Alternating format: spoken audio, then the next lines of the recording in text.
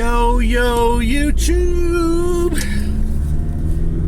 This is my video for Monday the 24th of June. A little treat for my subscribers today.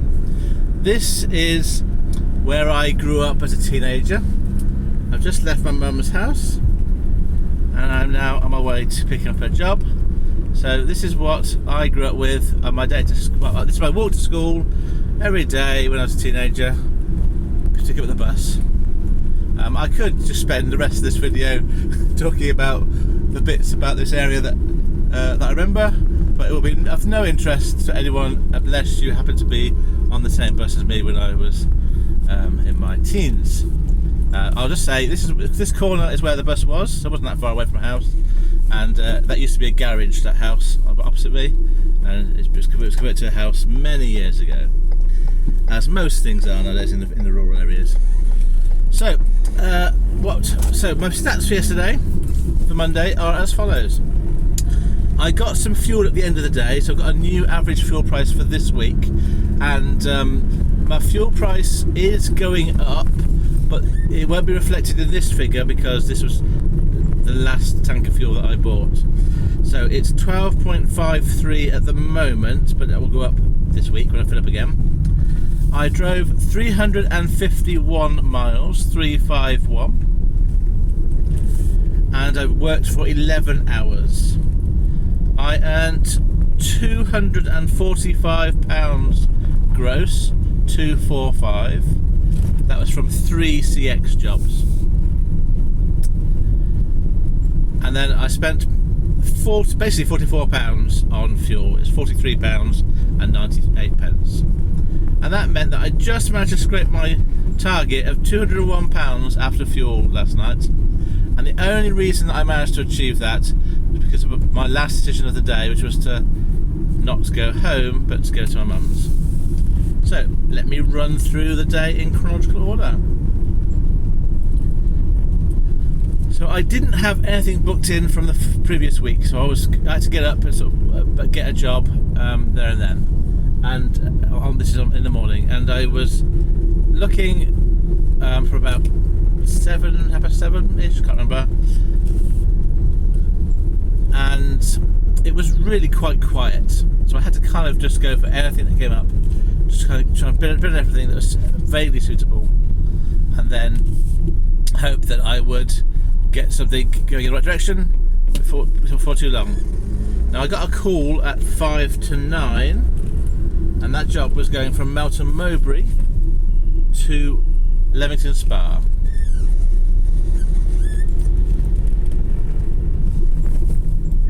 And it was for a long wheelbase job. It was about 67-ish loaded miles, and I was about 33 miles away from the pickup point. But I was basically absolutely a dead on an hour away from Melton Mowbray, but I had to go further afield. I remember in the morning thinking, should I even bid on jobs from Huntingdon, which again is an hour south from me? And I usually don't bother with those because I've got all of Peterborough between me and Huntingdon, so all those drivers can bid on those jobs. But there was a job that stayed on there for a while, going to Grimsby. I thought maybe I could get that one, but I didn't need to in the end. I got this job. So the pickup was from 10 o'clock, so I had enough time to get there, and I arrived dead on 10 o'clock for the pickup.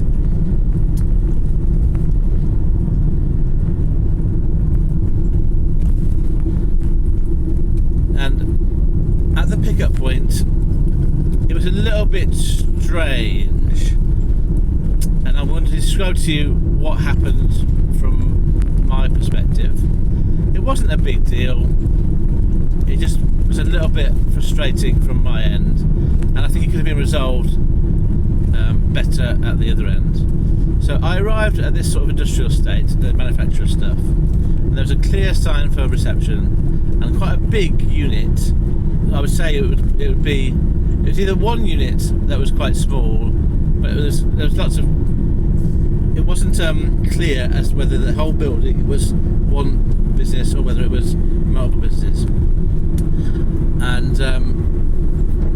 went to the reception, and there was no one. There was someone sitting at a desk, sort of inside an office, but not at the front bit. I went to look at a window, and they said, "Oh, just go outside, work by the shutter, and they'll be with you."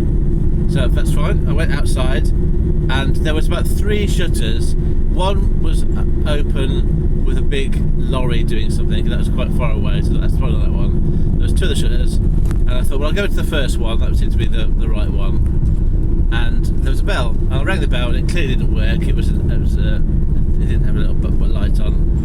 And I thought, well, okay, so I'll wait here for a bit. They said that they'd be with me. And I waited, and I waited, and I waited. And the shutter, I thought, should I bang on the shutter? I thought, no, that would seem to be a bit overly aggressive. So just wait. And I waited for 10 minutes, and nothing happened. And I want to try and describe what's going through my head.